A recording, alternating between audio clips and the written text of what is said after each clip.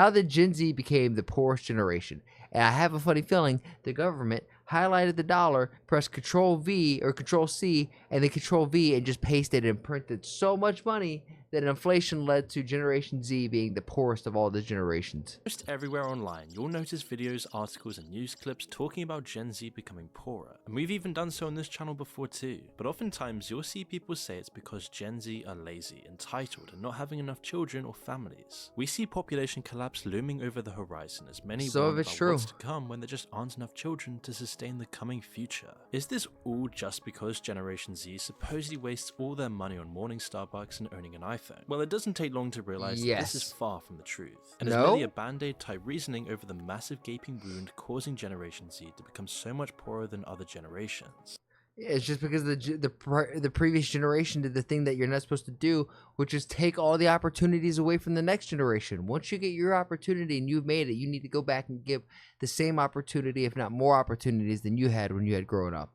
So are Generation Z, an entire generation of people around the West, just really that lazy if they physically can't work more than 12 hours a day to sustain a life? How is it that in the past you could really just get a job through an ad in the local paper on only a high school diploma, and by living off a regular normal salary you could have a big house, a stay-at-home wife, with 3 children, all sustained by just one salary at your normal job? What has led to this giant disparity in such a short time span where people can barely survive today, where the living conditions have become so much worse? Why does it appear that to live a normal life now is just so out of reach for most in Generation Z? And what effect will this have on the future? Well, to better understand this whole situation, we need to go back in time to compare the life of a regular person to someone today. Okay. In Going the back to past, for other 1950? generations, higher education was a sure way of moving upwards in the social structure. However, today, this is just becoming more and more of a financial black hole. College tuition, which has doubled the amount that students will have to pay in the last 20 years, has completely exploded. If we count that with inflation, the tuition for public colleges in the US has jumped by more than 213% compared to the 1980s. Baby boomers would pay about $10,000 converted with inflation to 2018, but Generation Z now at the very minimum is paying $25,910. And more often than not, it's often well into the 6-figure range. As this number also excludes rentals, administration fees, stationery, and food, which is why there's such crippling debt all over America for students right now. And even if you do get the best grades and scholarships possible, Man, I was so fortunate when I went to college. I paid for everything out of pocket. Granted, I didn't finish my college degree, but I never left with any debt. Generation Z students are still required to take on these huge predatory loans that stay with you even if you go bankrupt. And so that's not because my parents paid for it. I worked a full-time job, I was a personal trainer, and all of my money went just straight to paying for the next semester. When they make it outside of university, they now have a huge burden of loans hanging over them, restricting. And like a part-time schedule for me cost like dang near $8,000 a semester, and it was only lining up with like 4 classes and getting all the books and everything. It was like, okay, I need to be able to save up $8,000 for me to be able to survive the next semester. All of their financial decisions. And all of this for really what? Unless your degree is specifically needed for your line of work, getting a degree doesn't seem like a direct pathway to a good job anymore. It doesn't even guarantee entry-level jobs that can barely cover daily expenses. And universities are just becoming less and less of an option without enrolling in highly competitive career-focused courses. And he's missing out on this, that college is no longer teaching you how to do critical thinking or how to become a productive member to society. They're almost like brainwashing you with a certain kind of dogma that becomes anti-productive in the workforce. As Gen Z entered the workplace, it was a culture shock to be expected to do jobs that didn't suit their idea of what working would be. As now most companies need work experience, and if you're fresh out of college, this is almost impossible. I mean, despite abundant claims of job openings, finding work has become harder than ever. And a lot of these positions online are ghost positions too. It's just a certain quota that the company has to abide by, saying, hey, we're looking for all of these people, but they're really not looking, but they have to at least put out that. The news will always tell you that companies today are struggling to fill positions, and yet countless people in Generation Z specifically can never seem to find a job, even if they send out dozens or even hundreds of applications without a single interview. Decades ago, this was never the case. And this problem is only going to get exponentially worse with the addition of AI and automation, where so many jobs and people who have such egos think that their job is, AI free. Nothing's going to be AI free. Everything can get, if a human could do it, eventually a robot AI can do it. And if that's going to be the case, it's going to be more oftentimes more efficient and has less bugs than when humans do it. Even during job shortages, getting hired was much simpler. Advice like dressing well and filling out your CV was often just enough. Even just asking for a manager's time often worked. Persistence led to success. But today this approach is much harder. One major shift is the rising bar for entry. Before 2000, a college degree almost guaranteed you a good job. For other generations in the past, this was just a given. It was why you went to university. But for the first time ever, this isn't the case for Generation Z. Instead of companies competing for graduates, Honestly, Lauren and I don't want to say we fought because Lauren and I don't fight. But there's definitely a debate that we had when, for me, however, I got my jobs was walking into the place, finding the owner, having a conversation, normally making them laugh and just saying, "Hey, give me a shot. If I become a nuisance, then I'll leave because I don't want it to be a nuisance for the both of us. I only want to be a benefit, and then give me a chance and bada boom, bada bing." But in corporate and higher level position jobs, you can't do that. You could have bought a car every semester.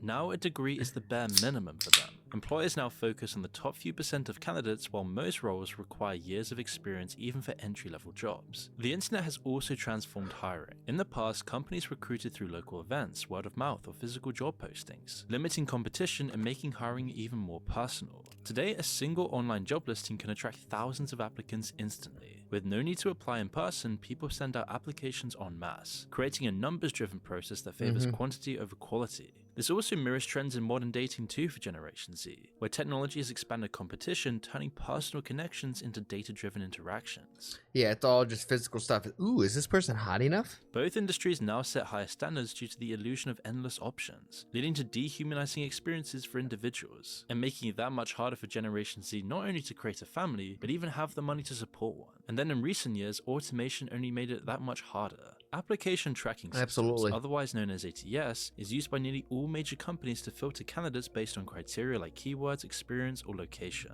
Originally designed for simpler tasks, these systems now reject applicants automatically for failing to match specific parameters. Many CVs are just discarded without ever being reviewed by a human. To stand out, applicants must tailor their CVs to each job posting, mimicking keywords and avoiding formatting issues that could confuse ATS software. This tedious process leaves many feeling demoralized, especially when rejection emails just become normal, and yet at the same time you see on social hookups, yeah. media all of these rich millionaires living it up in places like Dubai. Even with the widespread use of ATS, the hiring process remains overwhelmed. AI is making these systems that much more sophisticated. And not only is it demoralizing, it's dehumanizing as well, because you can't no longer make a resume and put your own personal touch to that resume, because a human's not going to read it and be able to understand and give context to the inflection of what the words you're trying to use. Instead, the AI is just like, nope, this isn't CEO approved. They don't know nothing. We're getting out of here. And it's like, instead, it's just taking the human element completely out, which is, it's going to be a problem. I'm not too sure how we overcome that issue. Allowing companies to further automate hiring while removing human judgment. This efficiency-driven approach reduces applicants to mere data points, stripping away opportunities for personal connections. The result is a hiring landscape that feels impersonal and unfair. While job hunting has always been challenging, the rise of automation heightened competition, and unrealistic standards have made it far more dehumanizing. Before, you were given an opportunity to have an interview face-to-face to at least give the employer a good impression. This is now only merited if you're selected for an interview at all. Data is the deciding factor amongst all, and any good explanations for any shortfalls in your CV fall through the cracks and are shifted to the rejected pile. There's even systems now that only pick up on certain words, which might keep your application in the run. But again, once more, this is just completely stripping away the human element to all of this. The competition is fierce. Even the format of your CV can count against. It's like a lucky draw. No, it really is. Like, you have to do all of the things right. The CEO, you have to make sure your shit's formatted, do all of it right, and still, even then, you might not even get picked. You might never even get looked at. So it's like literally winning the lottery now. You if their automated system is unable to read it. And it's winning the lottery is, guess what? Getting a job that you probably don't like and isn't going to respect you as a human. That's the problem with advertising jobs that are just no longer active. As per company policy, while they already have an applicant in mind, they still have to advertise.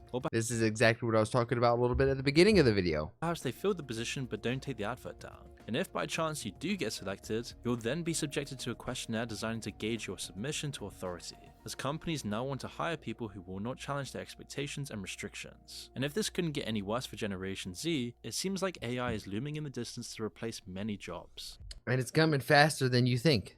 exactly as And that if it couldn't get any that worse, title posted. Generation Z is one of the first generations to have been weakened on all fronts, bombarded with estrogenic chemicals from plastics, junk food, and sedentary lifestyles, making Generation Z one of the weakest, less energetic, and more easily controlled generations in history. But luckily, there is some hope, and that would be NMN. That's nicotinamide monocleotide, a derivative of the B vitamin niacin, which is known to dramatically improve health and longevity by Ad. serving as a precursor to NAD+, a compound that plays a crucial role in energy production, I'm curious to see if that actually works. muscle regeneration, metabolism, and gene expression in the body. NMN works by replenishing diminished NAD+ levels, which naturally fall at a rate of about 1% per year. A 50-year-old person, for example, has about half of the NAD+ they had in their youth. Now, rather than me try to explain it, I'm going to let the I've actually heard of this NAD plus stuff. NAD, you can get an NAD drip feed. It helps like you recover from like a night of drinking. That's interesting. doctor that discovered it explain it, with a clip from the Joe Rogan Experience. What is NMN? Good question. So, from deterioration and disease, they're like the Pentagon. They sense when we're hungry, sense when we're exercising, and they send out the troops to defend us. And so we think that these genes are responsible for the effects of dieting and exercise, which is great. What that means is we can now mimic that with molecules. This thing has been dubbed the limitless pill and can take 10 to 20 years off you. It's like the What? fountain of youth in a bottle. But the FDA, they're trying to keep it away from us. Why? Because a healthy, strong population is harder to control. The FDA is attempting to change the status I don't know if it's that or if it's just that that's taking away from big pharma money that's already in place. of NMN supplements to be classified as a drug, which would allow pharmaceutical companies to control it. This move is not based on the efficacy or safety of M&M, but is aimed at cornering the market and taking the supplement away from you. A weaker population is, after all, easy to control, meaning that you should get it now while you still can. Black Forest supplements can help you out with that. And since they're the sponsor of this video, we have an exclusive offer for you. Of course you do. If you go to our link in the description or pinned comment, then for the next 48 hours, you can buy 2 and get 1 for free. So stock up now while you can. Wages have flatlined for the past 20 years. Of Should I buy some and try it out, y'all? late, the average hourly earnings of employees in 2024 is the same as that of 1978, and that was during a bad economic down period. And so while living prices, real estate, just your normal expenses have shot through the roof, the income you receive really hasn't changed at all. This means there's far more restrictions in place that make it that much harder to live independently. And that's why today we're seeing more and more people in Generation Z living with their parents for as long as they can, not because they want to. In the year 2023, nearly Man, I'm kind of like conflicted with this because I understand why people live or in America are living with their parents because they can't afford to live out on their own. Hell, if I didn't have Lauren with me, I don't know how well I would do out on my own. But also at the same time, I kind of like the idea of having a generational home. I'm aspiring to be able to buy a house that can not only fit myself and Lauren in there, but my dad and maybe future kids, dad and mom, you know, and have different place where they feel comfortable. They don't have to, but I want the ability for them to be there. 45% of American adults who are 18 to 29 years old are living with their parents, which Like there's so much that the kid can learn from, and like not every kid is going to mimic their dad completely. There's so many kids, young guys who go out and mentor a coach or see an older person. It could be a friend that's a few years older than them, but they portray themselves to be much older, or it could be a small entrepreneur that's super friendly and he's a little older in life, and people like the way he holds himself, and that's how that person's going to strive to be. But if you have a house that has a lot of different generations in it, the kid can see how a couple different people react because your parents don't know everything. And growing up, that's kind of one thing that I realized is my parents know nothing. They were figuring it out day by day, just like I was. If you have a couple of different of that in the household, you can really kind of get a better understanding of what's going on in the world. is the highest rate ever since the 1940s. This used to be something that was completely foreign for people living in America, and now it's just becoming normal. In fact, in the UK, 1 in 3 males and 1 in 4 females in the 20 to 34 age group still live in their parental homes. The cost of food on average was about $4,500 per year per person between the years 2000 and 2010 for millennials. But Gen Z is now looking at 22% more at about $5,500 per year per person. So with all these financial problems set in place, with debt crippling Generation Z, it completely limits them in starting a life for themselves, pushing back the time that you get married and start a family of your own, just because you're still not even able to live independently at this point. Yeah, I'm 30 years old, Lo, and I don't have kids. It's just we're trying to get financially stable to where we feel like we're good. As it's simply not affordable. So I can't imagine what my sisters, I have 2 sisters who are both teenagers, what they're going to have to face. And while two salaries in one household should at least sustain a couple just starting, it often doesn't because both incomes are so low and the options are so limited. And it's not even that the incomes are so low, it's the debt that's associated with getting to that spot, with going to school and getting yourself into 5 figures or 6 figures of debt, and you're having to pay off $4 to $6 to $8 to maybe $1,000 every month. That's just going to student loans, to the education that you were given to give you this job that isn't even paying you enough to cover the roof over your head. So it's like the lure of going to college is a complete facade. You're not even getting a proper education. You can get a better education going on YouTube and learning one topic from 3 different masters in that topic who have 20 different videos going breaking down their thoughts, their ideas, and you watch all of those. You got a better education than most college kids in that 4-year degree just right there, Added on to off a weekend of work. And that's insane to say. this rising rental cost that we've all seen, it's clear to almost everyone now that housing affordability has dramatically changed over the years. In the 1970s, the average cost was about $23,000 for a home, which today, taking into account Today's you got to add a whole extra zero inflation, would and double it. be about $150,000. Yo. But today, homes now average at about $400,000. Told you. Add a zero and damn near double it.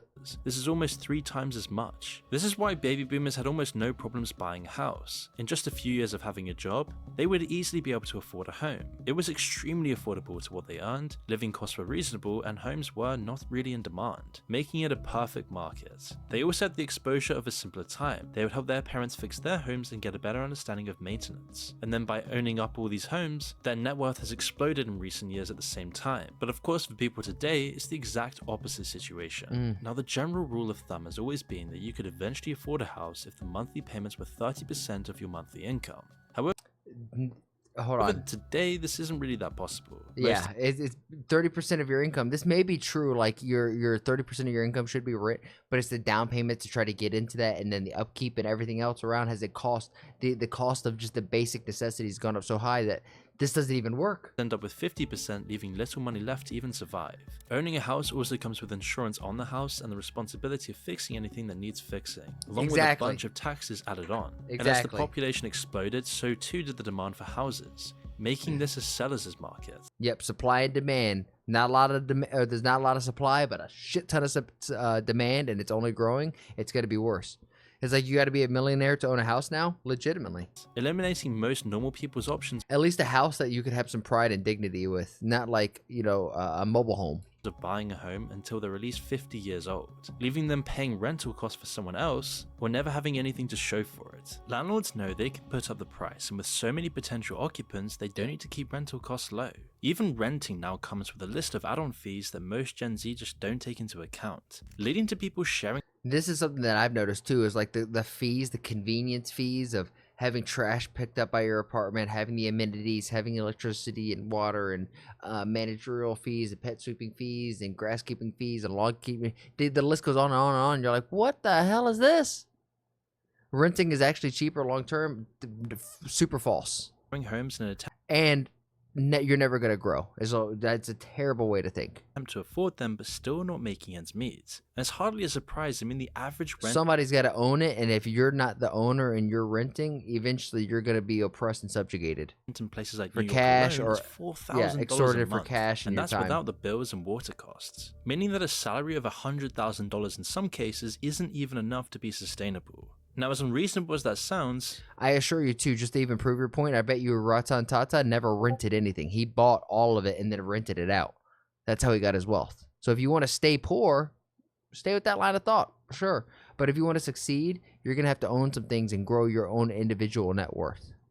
it's a harsh new reality for many people in high cost of living cities in the US. And for the most part, Generation Z are feeling the brunt of this, starting at the bottom of the ladder with the most debt and the least amount of possibility to get paid so much. And with inflation on top of this, it almost feels like to be in Gen Z and build any real wealth, it's just a never-ending battle not to go into debt. Yeah. In the last 2 years alone, inflation has severely reduced purchasing power. We have 86% less power compared to baby boomers. To pay for basic needs like groceries, gas, and utility bills, most have to choose often between saving more or discretionary spending. And while GDP figures and economic policies may show that the economy is improving, almost nobody's feeling it. Yeah, the economy itself may be improving because we're sending money to Ukraine and developing a lot of military things. But the day-to-day person, our dollar is going way and way less. Things like Gen Z is positive- broke. Boomers hoarded all the wealth. You are not wrong, Anarchy, when you're saying that boomers amassed a lot of the wealth. Saying GDP growth is mostly enjoyed by the older generations with wealth that's invested in the stock market or real estate. But if it's so much harder to get into the job market, and with wages what's up, Mr. massively India? stagnating, along with huge student debt, it's no surprise that debt levels are rising at an unprecedented rate compared to previous generations. As Between promised. 2021 and 2023, Gen Z individuals aged 18 to 26 experienced a staggering 179% increase in their overall debt burden. This is the largest surge among all generation cohorts during that period. A substantial portion of this debt is attributed to student loans. As of 2022, 36% of older Generation Z people held student loan debt, with an average balance of $20,000. In comparison, older millennials and those of the same age in 2006 had a lower incidence of student debt and a lower average balance, indicating You're saying that the common Gen Z person is not broke. The average person who is in Gen Z is. that Generation Z might be shouldering a heavier financial burden earlier in their life, which is really hardly any surprise with all these factors mentioned, and it's why they're increasingly utilizing credit. By the end of 2023, 84% of credit-active Gen Z consumers possessed at least one general-purpose credit card, a huge increase from the 61% of millennials at the same age a decade prior. And this comes with higher interest rates on these debts, suggesting that many in Generation Z are very much struggling to manage their debt obligations effectively. So with all this considered, when people say generation are just more lazy than other previous generations, It's also too that Gen Z's probably never been properly educated on how financials work, how to properly save and budget and adhere to a budget, and then grow that budget and understand how like to put different water in different buckets. You know what I'm saying? So I think there's also like an educational gap that's not been appropriately taught, especially at a fundamental level. there's a lot more to this than it first seems. It's not laziness to have a coffee and an iPhone, or to not care about your job if you can't even afford to survive. This isn't to do with laziness and apathy. And it's not also that. It's like if your job doesn't even treat you like a human, then why should you apply human emotion to it of like, maybe I should be loyal or whatnot? No, they don't care about you, so fuck them. But more so the fact that there's no reason to care anymore. It's why employee confidence, morale, and birth rates are declining across the globe. And amongst everyone, Gen Z stands out with the lowest levels of worker engagement. Only 44% report job satisfaction compared to 67% of older workers, driving these trends you hear about in the news like quiet quitting and bare minimum Mondays. But this is more just a symptom of a much wider problem, of broader societal discontent and stagnation. And as this happens, so too are the fertility rates dropping. The US recently reached a historic low of 1.62 births per woman, far below the 2.1 needed to sustain a stable population. And understanding these two interconnected trends reveals a much bigger generational and economic shift. The same sort of boring soulless corporate work no longer connects with Generation Z, especially when they can't even afford to live properly, causing 60% of US bosses to report terminating Generation Z employees for valuing flexible schedules and higher pay. And it's the same thing all around the West. Younger workers in the UK also feel so disengaged, with over 40% under 25 considering leaving their jobs due to burnout and a lack of career progression, which aligns perfectly with the broader cultural shift away from traditional life milestones, including starting families and having children. And how can society expect Generation Z to be having large, happy families when the cost of raising a child is approximately $300,000 by age 17? I thought it was way more. That sounds low to the numbers that were in my head. I was thinking it was costing more to like $500,000. And that's excluding college and inflation driving this figure higher. In That's the parents' fault? the UK, childcare consumes over 20% of household income, making parenthood increasingly unattainable and only for the rich, however dystopian that may seem. High student debt, stagnant wages, and unaffordable housing all compounds to this challenge, not only discouraging job satisfaction but also having a family. It's why only back in 2003, 83% of people expressed a desire to become parents. But today, that number has now dropped down to 51%. And it's mostly, I would imagine, one, it's like I can't even afford to live for myself. How can I afford for another mouth to feed? and I have so much anxiety and angst about the day-to-day life that I couldn't imagine helping guide somebody else through that same level of angst.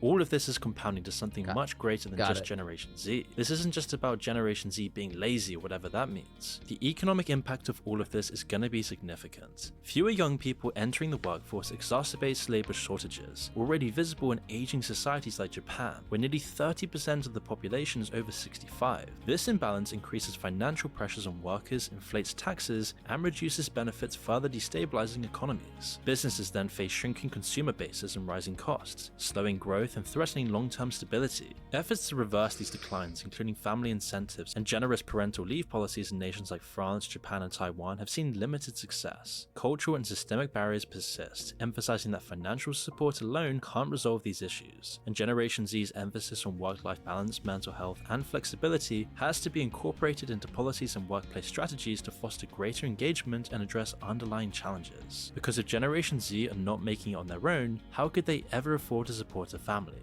It's hard enough without Exactly. having kids, which is Exactly. a terrible tragedy. To support a home for a family, with our current home-to-income ratio being around 6 to 8 years, sometimes even 14 in other Western countries. But for baby boomers back in 1988, this ratio was only 4 years, and historically US home prices were around 5 times the yearly income. Today the Holy ratio has exceeded crap. even the 2008 housing bubble, which is even worse in the UK, where home-to-income ratios have been over 7 for a decade and recently just hit 9. Oh The my situation God. is spiraling out of control. So then how will this affect our future?